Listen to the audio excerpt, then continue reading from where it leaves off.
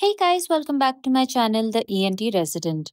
Today I'll be discussing a topic which a lot of you have been requesting me to discuss, and I'll make this into a series. And the series is going to be about thyroid cancer. So, in today's video, I will be talking about the classification of thyroid cancer. What is the staging? What are the clinical features that you see? What are the different mutations? What are the different risk factors that you see? And what are the investigations and treatment protocols that we have for thyroid cancer. In the other videos, I'll separately talk about the four main thyroid cancer that we know about, which is papillary, follicular, medullary, and anaplastic thyroid cancer. So today's topic is going to be about a generalized discussion on thyroid cancer. You can also now purchase my notes. I have added links in the description. Okay, let's get started. So, the cancer of thyroid gland accounts for about 1% of all the cancer in the body. And thyroid cancer is one of those cancer which has a higher incidence in females. So, the female is to male ratio is 3 is to 1. And coming to age group, the incidence peaks in about third and the fourth decades of life. Next is the classification of thyroid cancer. Now, there is a huge classification according to WHO that you need to know about, and this two boxes are the WHO classification of thyroid tumors. Now, there is follicular adenoma, hyalinizing trabecular tumor, other encapsulated follicular pattern thyroid tumor, papillary thyroid carcinoma, follicular thyroid carcinoma, Hürthle cell tumor,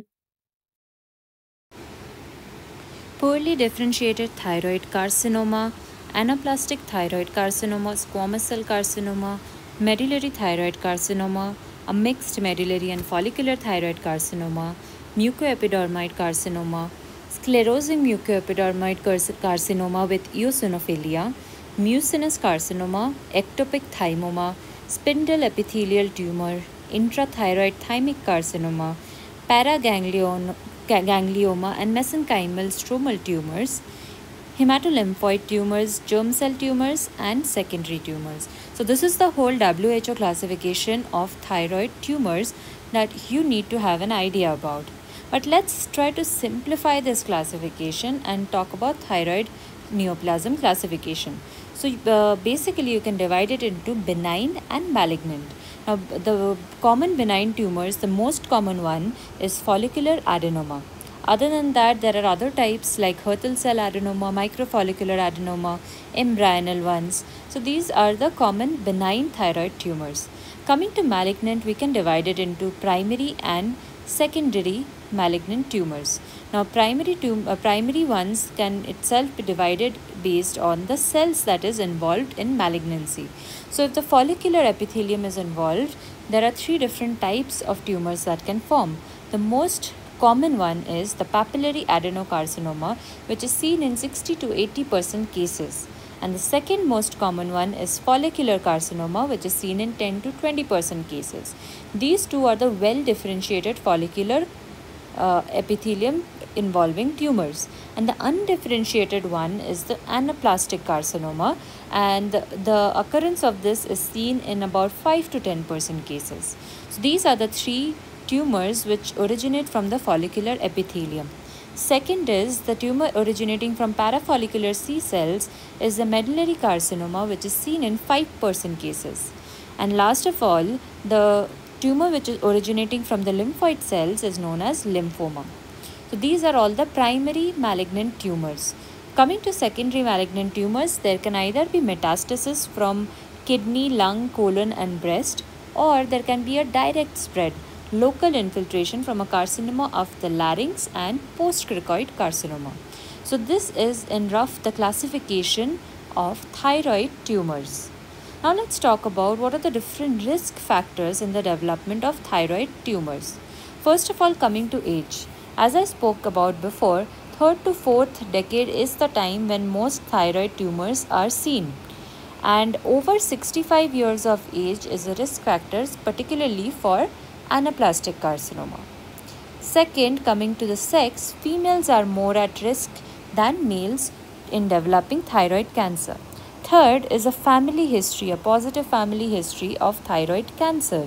So there are these syndromes like Gardner syndrome, Cowden syndrome.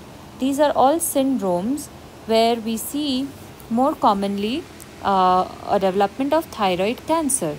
Now, coming to the genetic conditions, medullary carcinoma is seen to be a part of MEN2A and MEN2B syndrome.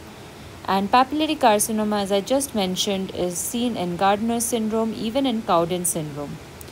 Next risk factor is exposure to radiation. Now, this increases the risk of all thyroid cancer, but amongst them the most important is papillary carcinoma, where this plays as a huge risk factor. Other risk factors include endemic goiter, Graves' disease, and other inborn errors of metabolism. Now let's talk about what are some mutations that are associated with the different thyroid cancers that we know. First of all, let's talk about papillary carcinoma. This is associated with a BRAF V600E mutation and a RET PTC translocation. Follicular carcinoma is associated with RAS mutations and PAX8 PPAR gamma translocations. Anaplastic carcinoma is involved with P53 and RAS mutations. And medullary carcinoma is involved with RET mutations. So these are some mutations that you need to know. These can come as MCQ questions in your NEET PG examination, and this is also something you generally need to know if you end up getting a case of thyroid in your practical exams. Now let's move on to discuss what are the clinical features a patient with thyroid cancer presents to you with. Now, most of the time this is with a thyroid nodule. Now, a thyroid nodule can be a lot of things, but what are some features of thyroid nodule that you see in a case of tumor in a thyroid cancer? So, first of all, most importantly, it will be a painless thyroid nodule. Whenever there is pain in the thyroid nodule, it is less likely to be a malignant one. Next, it can be a solitary thyroid nodule or there can be multiple nodules. It will be probably hard and fixed. Now, some red flags in a thyroid nodule which points towards thyroid nodule being malignant are rapid growth, solitary nodule in above 60 years and below 15 years, a male patient. So, male patients, they usually have poorer prognosis. Next is a nodular thyroid nodule and a family history of thyroid cancer. So these are all the red flags in case of a thyroid nodule. Now coming to consistency of the nodule, if it is a papillary or a medullary carcinoma, in that case it has this hard rubber-like consistency. Anaplastic ones have a hard and fixed consistency, and lymphomas tend to have more of a diffuse swelling. So this is all about a malignant thyroid nodule. Next is cervical lymph node swelling. So a lot of these cases will have lymph node metastasis to involve some of the cervical lymph nodes. Next, we can also see a neck swelling, especially in case of anaplastic carcinoma. Next, we'll talk about some of the pressure symptoms. So if the tumor ends up pressing on the vocal cords or the recurrent laryngeal nerve, it can cause hoarseness of voice. If it causes pressure on the esophagus, then in that case it will cause dysphagia. If it causes pressure on the trachea, in that case it will cause dyspnea. So these are all pressure symptoms that we can see in case of thyroid tumors. Next, we can also see Horner's syndrome, which is basically a triad of meiosis, ptosis and anhydrosis, which is seen when the sympathetic chain gets compressed. Other than this, we can have some constitutional symptoms like weight loss, fatigue, fever, night sweats. Sometimes another thing that is important is if the patient already has a goiter and this pre-existing goiter is now rapidly enlarging. That is a risk factor for developing a thyroid tumor. Other clinical features will include a hard and a fixed thyroid, neck pain, referred otalgia, and last of all, distant metastasis. So these are all the clinical features of thyroid tumor. Next, let's talk about the TNM staging for thyroid tumor. So coming to the T staging, now T1, we have T1A and T1B. So T1 is when the tumor is 2 centimeter or less in greatest dimension and it is limited to the thyroid. So in further T1A and T1B, the size is what matters. T1A is when the tumor is 1 centimeter or less, and T1B is when it is more than 1 centimeter but not more than 2 centimeter. Next is T2. T2, again the size increases. Here the tumor will be more than 2 centimeter but not more than 4 centimeter. Again this will be limited to the thyroid. T3 will be more than 4 centimeter in greatest dimension, limited to thyroid or any tumor with gross extrathyroid extension involving the strap muscles only. So T3 has been further divided into T3A and T3B. T3A is only about more than 4 centimeter in size in greatest dimension, whereas it is limited to thyroid. But from T3B, there is some extrathyroidal extension involved. So here we see a tumor of any size with a gross extrathyroidal extension invading the strap muscles, which include sternohyoid, sternothyroid, or omohyoid muscles. Next is T4A and T4B. Now, T4A is when the tumor has extended beyond the thyroid capsule and it has invaded any of these following structures like the subcutaneous soft tissue, larynx, trachea, esophagus, or the recurrent laryngeal nerve. Whereas T4B is when it has invaded these three structures, which is prevertebral fascia, mediastinal vessels, or it is encasing the carotid artery. Now, T4A and T4B for anaplastic carcinoma is slightly different. So, anaplastic carcinoma can only be of T4 stage. So, in T4A, it is a tumor of any size which is limited to the thyroid, and T4B is when it is a tumor of any size but it has extended beyond the thyroid capsule. So, this is about the T staging and thyroid tumors. Now, coming to N staging, usually for other head and neck cancer, the N staging is similar, but for thyroid carcinoma, it is a little bit different. So, NX when you cannot assess the regional lymph nodes, N0 is when there is no involvement of lymph nodes, N1 is when there is lymph node involvement. So, here we'll divide N1 into N1A and N1B. So N1A is when the metastasis is in level 6, which is pretracheal, prelaryngeal or paralaryngeal nodes, or upper or superior mediastinal lymph nodes. And N1B is when there is metastasis in other unilateral, bilateral or contralateral cervical nodes, which is level 1 to 5, or the retropharyngeal lymph nodes. Next is distant metastasis, which is either it is M0 or M1, depending on the presence of distant metastasis. Then there is another portion to assess the residual tumor. RX is when you cannot assess the presence of residual primary tumor. R0 is when there is no residual primary tumor. R1 is when there is microscopic residual primary tumor. And R2 is when there is macroscopic residual primary tumor. Now, next we move on to the stage grouping. Now, the stage grouping is different for medullary thyroid cancer and for the differentiated thyroid cancer, which includes papillary and follicular carcinoma. Now, for medullary, stage 1 is when there is T1A or T1B without any lymph nodes. Stage 2 is T2 and T3 without any lymph nodes. Stage 3 is T1, T2, T3 but with the N1A lymph nodes. Stage 4A is T1, T2, T3 with N1B or T4A with any N staging. Stage 4B is when there is T4B and any N staging. And stage 4C is when there is any T, any N, but with a metastasis. So this is the stage grouping for medullary thyroid carcinoma.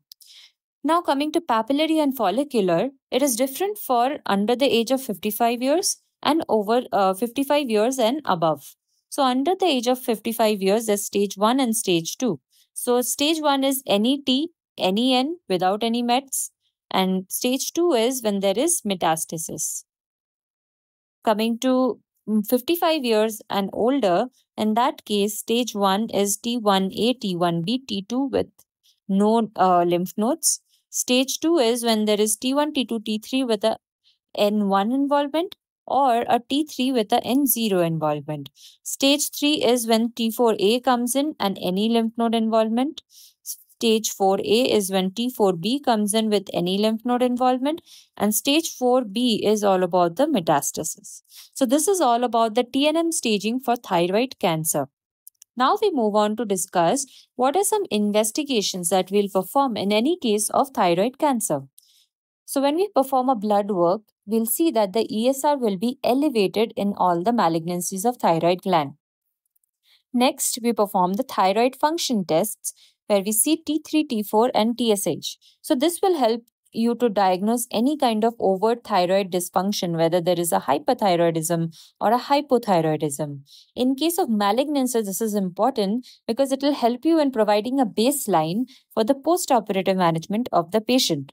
And also, checking these hormones will also be important for a perioperative risk assessment of the patient for the surgery.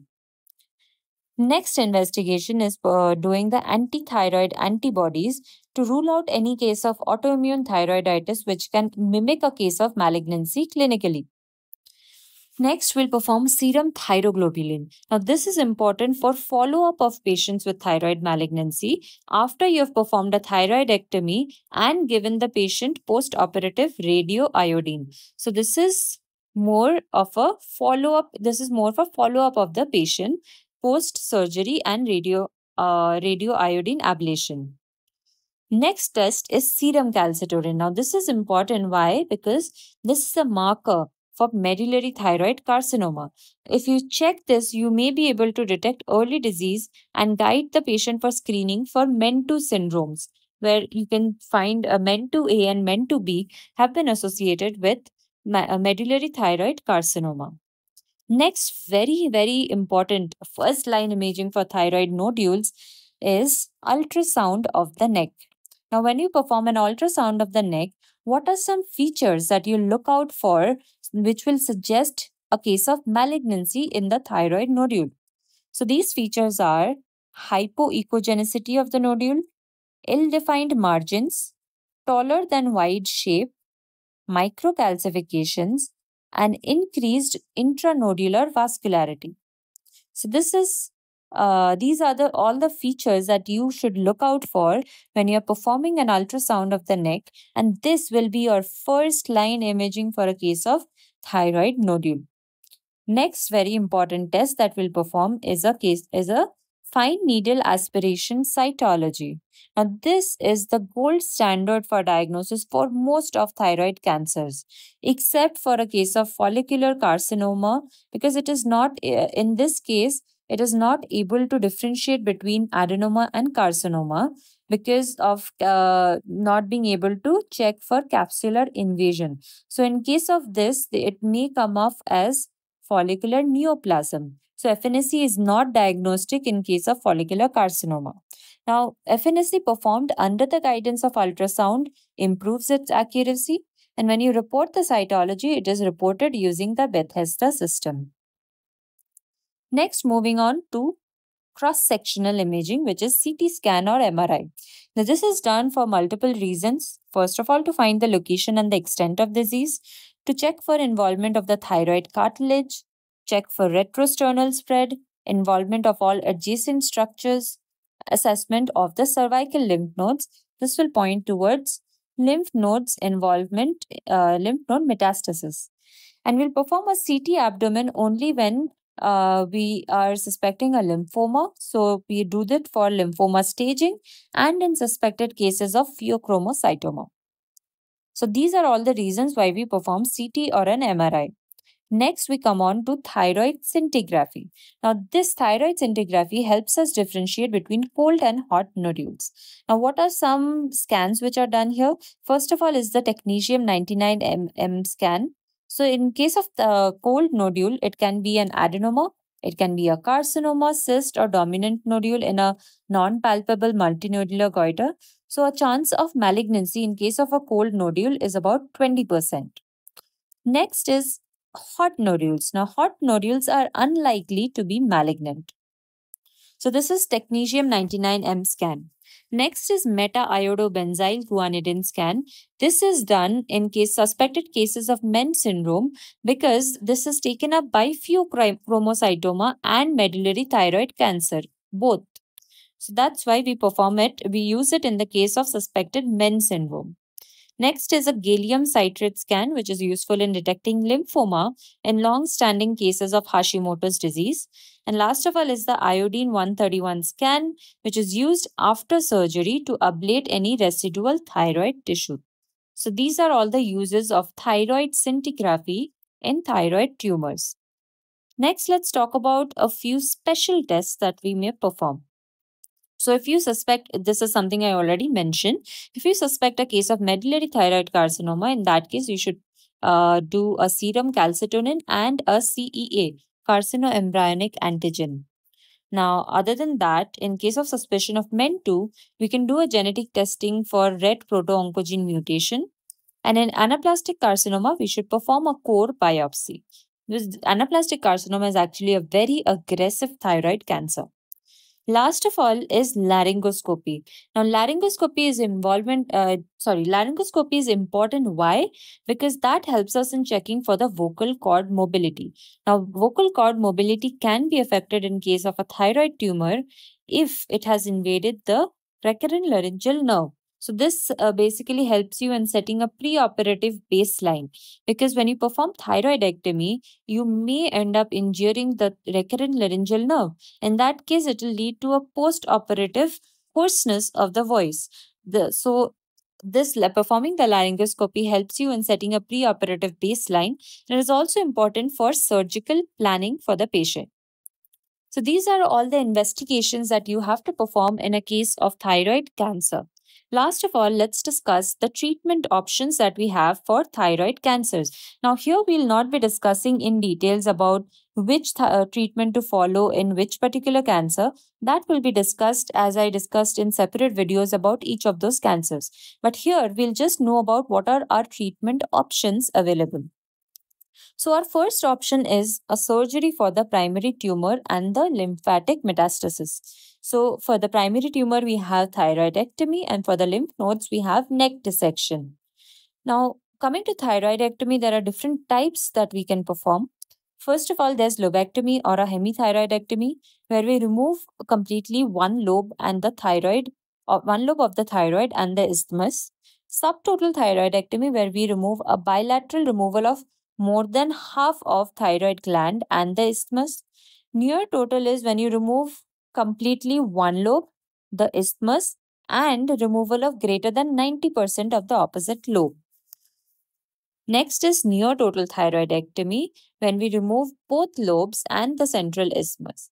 And last of all is completion thyroidectomy, where we convert a lesser operation. It could be a hemithyroidectomy or a near total thyroidectomy, which has been converted into a total thyroidectomy. So these are all our options for surgery for the primary tumor. Next is radioiodine ablation using iodine 131. So this is done for ablating any residual thyroid tissue or any microscopic disease that may be left after surgery. This is done only in cases of high risk or intermediate risk differentiated thyroid cancer. Now, differentiated thyroid cancer is basically follicular and papillary thyroid cancer. Next treatment modality is an external beam radiotherapy. Now, indications for this include unresectable tumor, residual disease which is not amenable to radioactive iodine ablation, and thirdly, palliation in bone or brain metastasis. Fourth option is a thyroid hormone suppression therapy where we give levothyroxine to suppress TSH. Why? Because TSH can actually stimulate the growth of cancer cell. So we perform a thyroid hormone suppression therapy. The goal TSH levels that we are trying to reach is, if it is a high risk case, in that case we should be at less than 0.1 milli IU per liter. And if it is a low risk case, the number would be 0.1 to 0.5. Lastly is chemotherapy, which has very limited role in treatment of thyroid cancers. It is mainly used for anaplastic carcinoma. So that's all about thyroid cancer, its classification, risk factors, staging, what are the clinical features, investigations, and treatment modalities. And in my next video, I'll start discussing about the other the thyroid tumors that we need to know in details about. There are four of them: papillary, follicular, medullary, and anaplastic. In my next video, I'll be talking about the papillary thyroid carcinoma in details. See you in my next class.